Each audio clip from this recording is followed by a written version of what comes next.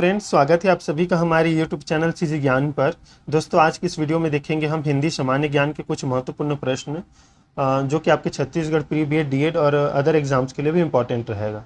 तो जरूर दोस्तों वीडियो के अंत तक बने रहिएगा। प्लेलिस्ट को आपने अगर जाकर नहीं देखा तो प्लेलिस्ट पर जाइए, वहाँ पर बहुत सारे वीडियो अपलोड हैं, उन्हें पढ़ लीजिए। सभी टॉपिक्स के जो है वीडियो हमने बना दिया है, चाहे वो शिक्षण अभिरुचि हो, रीजनिंग हो या हिंदी हो, अंग्रेजी हो और इसमें सामान्य ज्ञान हो। तो जरूर जाकर देख लीजिएगा दोस्तों। चलिए हम इस वीडियो को स्टार्ट करते हैं। इसमें पहला प्रश्न है दोस्तों, भाषा की सबसे छोटी इकाई है। दिया है ऑप्शन ए शब्द, व्यंजन, स्वर, वर्ण। कमेंट करते चलिएगा दोस्तों। आपका कमेंट बिल्कुल नहीं आता है, कमेंट में ज़रूर बताइए कि आपके हिसाब से आंसर क्या रहता जाएगा। भाषा की सबसे छोटी इकाई क्या है आपके हिसाब से? शब्द है, व्यंजन है, स्वर है या वर्ण है? बताइए दोस्तों। तो देखिए, भाषा की सबसे छोटी इकाई है दोस्तों वर्ण। ऑप्शन डी इसका राइट आंसर हो जाएगा।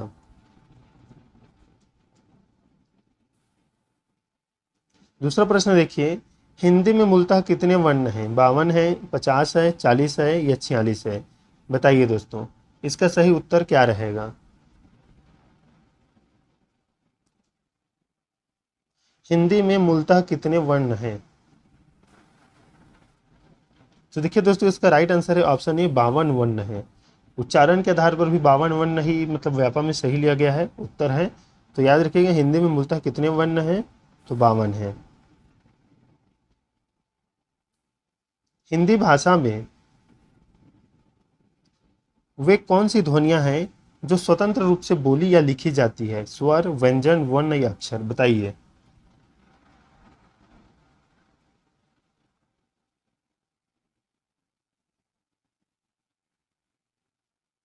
तो इसका सही उत्तर हो जाएगा दोस्तों, हिंदी भाषा में वे कौन सी ध्वनियां हैं जो स्वतंत्र रूप से बोली या लिखी जाती है? तो है स्वर। ऑप्शन ए इसका राइट आंसर हो जाएगा। चौथा प्रश्न देखिए, संयुक्त को छोड़कर या संयुक्त व्यंजन को छोड़कर हिंदी में मूल वर्णों की संख्या है 36, 44, 48 या 53? बताइए दोस्तों। तो संयुक्त को छोड़कर हिंदी में मूल वर्णों की संख्या कितनी है? तो संख्या कितनी है दोस्तों? तो 48 है। ऑप्शन से इसका राइट आंसर हो जाएगा। देखिए दोस्तों, इसमें व्यापम द्वारा लिया गया आंसर सही माना जाता है और इसमें ये जो वर्ण वाला है, वर्णमाला, इससे संबंधित जो प्रश्न है बहुत ही घुमावदार होता है। इसमें बोला है संयुक्त व्यंजन को छोड़ देंगे हम, तो 4 को हटा देंगे तो 48 ही बचेगा। लेकिन इसमें कहीं कहीं पर आंसर आपको 44 भी देखने को मिल जाता है। तो लेकिन व्यापम द्वारा कौन सा आंसर लिया जाता है इस पर ज़्यादा डिपेंड करता है। तो इससे हम अब आपको 48 ही सही मानकर चलेंगे। उच्चारण के आधार पर भी 52 वर्ण होते हैं, याद रखिएगा।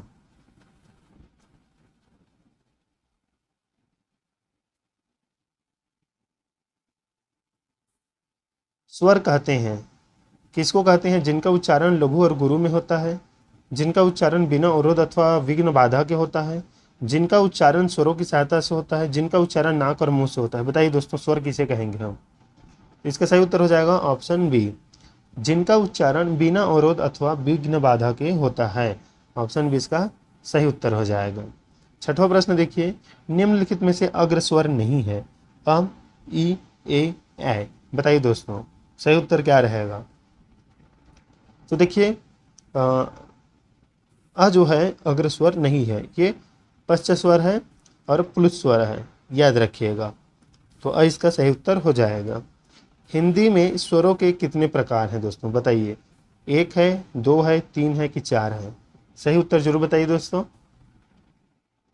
आपके हिसाब से कितने प्रकार हैं हिंदी में स्वर के?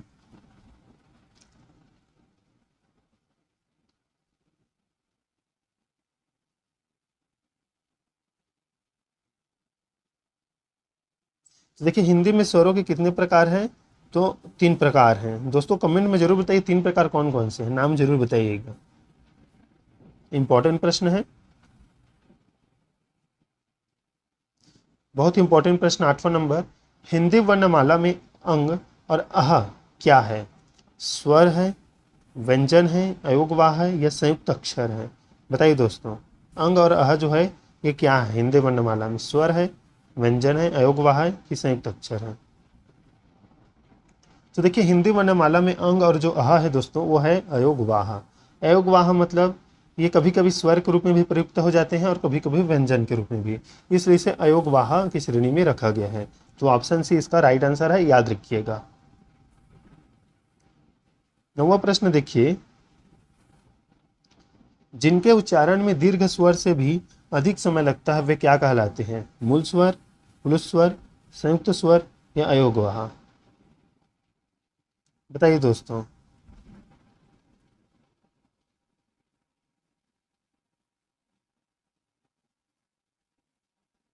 देखिए जिनके उच्चारण में दीर्घ स्वर से भी अधिक समय लगता है तो वे पुरुष स्वर कहलाते हैं, याद रखिएगा।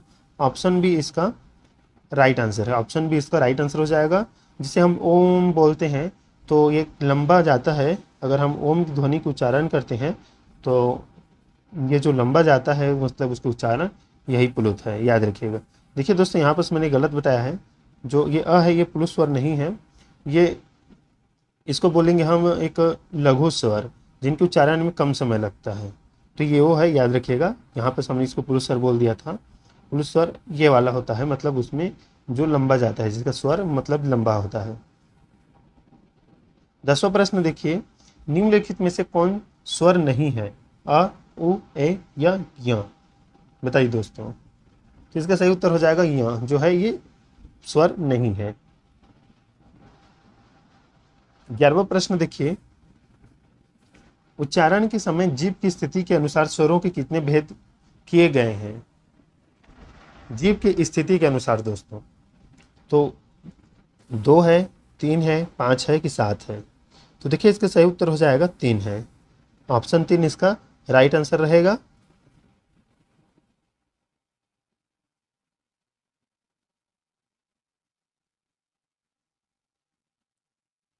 वे ध्वनियाँ जो स्वरों की सहायता के बिना उच्चारित नहीं हो सकती वह क्या कहलाती है? जो स्वर की सहायता के बिना उच्चारित नहीं हो सकती, स्वर, शब्द, व्यंजन या संयुक्त अक्षर? बताइए दोस्तों। तो देखिए इसका सही उत्तर हो जाएगा व्यंजन। दोस्तों बताइए हिंदी वर्णमाला में कुल कितने व्यंजन हैं? कमेंट में जरूर बताइएगा, हिंदी वर्णमाला में कुल कितने व्यंजन हैं? 13वां प्रश्न देखिए, निम्नलिखित में से एक स्पर्श व्यंजन है? स, छ, ल, ह? बताइए दोस्तों स्पर्श व्यंजन कौन सा है? देखिए दोस्तों हमने प्लेलिस्ट पर हिंदी सामान्य ज्ञान जो है पूरा वीडियो अपलोड कर चुका है, उसमें मतलब वीडियो अपलोड है, तो वहाँ पर जाकर इसके जो नियम सिद्धांत है सभी पढ़ लीजिएगा कि स्पर्श व्यंजन क्या है। हम सभी इसमें मतलब उस वीडियो में हमने पढ़ाया है, तो ज़रूर एक बार उसे देख लीजिएगा। बताइए इसमें इसका सही उत्तर क्या रहेगा? तो देखिए छ जो है निम्नलिखित में से एक स्पर्श व्यंजन है, तो इसका सही उत्तर हो जाएगा छ।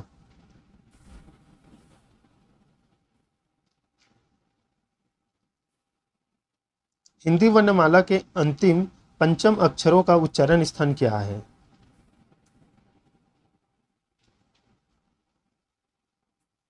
देखिए दोस्तों इसका सही उत्तर हो जाएगा ऑप्शन ए अनुनासिक। अनुनासिक मतलब नाक एवं मुंह दोनों से ये उसका उच्चारण स्थान है। अंतः स्थ व्यंजन है कौन कौन से आपको बताना है दोस्तों। तो देखिए य, र, ल, व, इसे अंतः स्थ व्यंजन कहा जाता है, तो ऑप्शन डी इसका राइट आंसर हो जाएगा। स, स, सा और ह व्यंजन है, उत्क्षिप्त, ऊष्म, स्पर्श या संयुक्त? बताइए दोस्तों। तो देखिए स, स और स और ह व्यंजन है ऊष्म, याद रखिएगा। हम जब इसका उच्चारण करते हैं तो मुंह से एक भाप या ऊष्मा निकलता है दोस्तों, याद रखिएगा। तो इसका वही व्यंजन है ऊष्मा वाला, उत्क्षिप्त व्यंजन है, उत्क्षिप्त व्यंजन है। बताइए दोस्तों। तो ड और ढ जो है ये ऑप्शन डी ये उत्क्षिप्त व्यंजन है, याद रखिएगा।